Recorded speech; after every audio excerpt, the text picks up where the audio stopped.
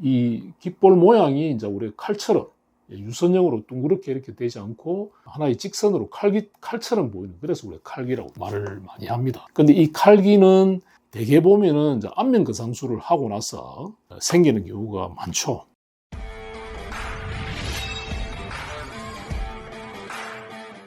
원장님 안녕하세요. 오늘은 귀에 대한 이야기를 들어보려고 합니다. 그래서 귀의 모양이 돌출됐다거나 또는 한 동물의 모양의 그 귀를 연상하거나 아니면 칼기라던가 이런 이야기들이 있습니다. 그래서 이런 분들이 받을 수 있는 수술이 있을까요?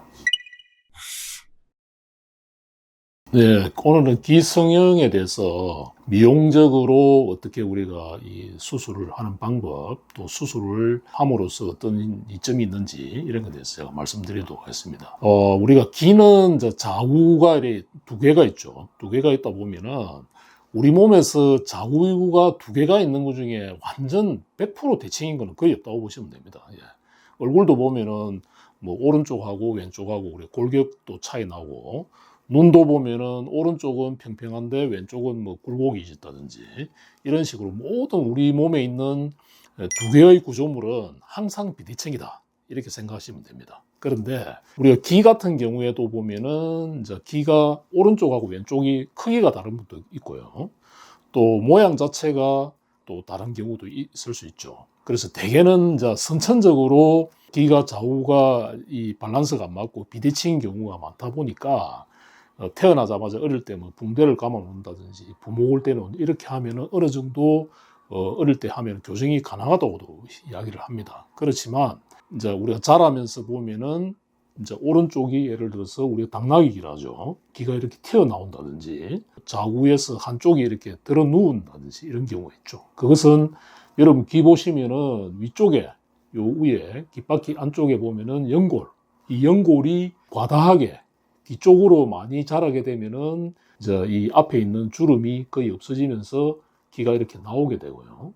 거꾸로 이제 앞쪽에 연골이 좀 많이 자라다 보면은 귀가 도리어 이렇게 누운 귀가 되게 되죠. 그래서 수술을 하게 되는 경우는 우리가 이 앞으로 나와 있는 이렇게 나와 있는 귀 같은 경우에는 주로 이제 뒤쪽으로 절개해서 피부를 절제하는 방법도 있고, 그 안에 있는 연골을 우리가 발달된 연골을 어느 정도 제거함으로써 귀가 뒤쪽으로 이렇게 누울 수 있도록 만들어주는 그런 방법이 있습니다. 반대로 귀가 또 한쪽이 너무 이렇게 누워 있는 경우, 쉽게 말하면 머리와 거의 붙어 있을 정도로 이래 되어 있는 경우는 이제 반대의 수술이 되겠죠. 그런 경우는 대개 이제 귀 앞쪽에 있는 요 우리 안쪽에 보이지 않는 굴곡면을 따라서 절개해서 또 연골을 앞쪽으로 조금 당겨줌으로써 도리어 누워 있는 것을 약간 나오게 해주는, 돌출되게 해주는 그런 방법이 있다고 할 수 있겠습니다. 세 번째, 우리가 이제 많이들 가지고 계시는 칼기에 대해서 설명을 하겠습니다. 칼기는 앞에 말한 그 누운기라든지 돌출된 기는 연골의 이상 때문에 오는 경우가 많고요. 칼기는 이제 우리 깃볼이라죠. 이쪽에 있는 깃볼이 이 얼굴이 처짐으로써 이 깃볼 모양이 이제 우리 칼처럼 유선형으로 둥그렇게 이렇게 되지 않고 하나의 직선으로 칼처럼 보이는, 그래서 우리가 칼기라고 말을 많이 합니다. 근데 이 칼기는 대개 보면은 이제 안면 거상술을 하고 나서 생기는 경우가 많죠. 수술을 하지 않은 분들은 칼기가 생기는 경우가 굉장히 드문데, 물론 선천적으로 깃볼의 어떤 양이 부족하다든지 한 상태에서 나이가 들면서 얼굴이 처지면서 이제 칼기가 생기는 경우도 있습니다만은, 대개는 보면 안면 거상술을 하면서 과거에는 이제 이 스마스층을 충분히 당겨주지 못한 상태에서 피부만 절제하다 보니까 시간이 지나면서 수술을 했는데 얼굴이 처지게 되죠. 처지면서 이 깃볼까지 이렇게 당겨짐으로써 우리가 칼처럼 이렇게 보이는 경우가 상당히 많죠. 그래서 이런 칼기 교정술을 할 때는 그 피부만 잘라서는 안 되고 밑에 있는 처져 있는 그 칼처럼 된 그 끝에 있는 처진 스마스를 당겨서 올려줌으로써 이 컷을 해줘야지 그 칼기 교정도 잘 되고 그 다음에 그 수술한 상태가 또 유지가 잘 되겠죠.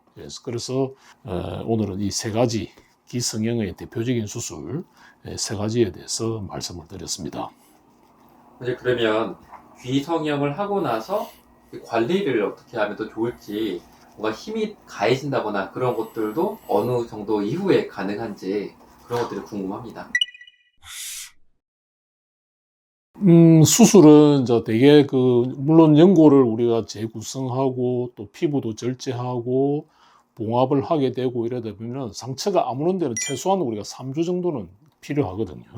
물론 이제 실밥을 뽑는 거는 뭐 1주 내지 2주 상태에 따라서 우리가 결정되지만 안에 있는 우리가 수술한 상태가 안에 있는 속살이라든지 전체적인 피부 상태가 완전히 봉합되는 데는 일반적으로 3주 정도가 필요합니다. 그래서 3주 이후에는 크게 부딪힌다 이런 거는 뭐 피하는 게 좋지만은 뭐 문지르라든지 이런 데는 아무 문제는 생기지 않지만 그 전에는 이제 우리가 부딪힌다든지 또 누워 잘 때 옆으로 눕는다든지 이런 거는 조금 조심해 주시는 게 좋다 이렇게 생각됩니다. 근데 귀가 양쪽에 있다 보니까 둘 다 동시에 수술이 들어가잖아요. 잠을 잘 때는 그러면 천정을 보고 딱 자야 되겠네요. 물론 그렇죠. 그런데 천장을 보고 우리가 딱 자다 보면 옆으로 약간 이렇게 뭐 움직일 수도 있죠. 움직일 수 있고 대신에 이제 그 수술한 자리에 우리가 충분히 우리가 드레싱을 하고 또 소독을 하고 그 위에 또 어느 정도의 붕대를 다 감아놨기 때문에 뭐 그 정도 이렇게 잠을 잘 때 어떤 그런 거는 크게 문제가 없다고 할 수 있겠습니다.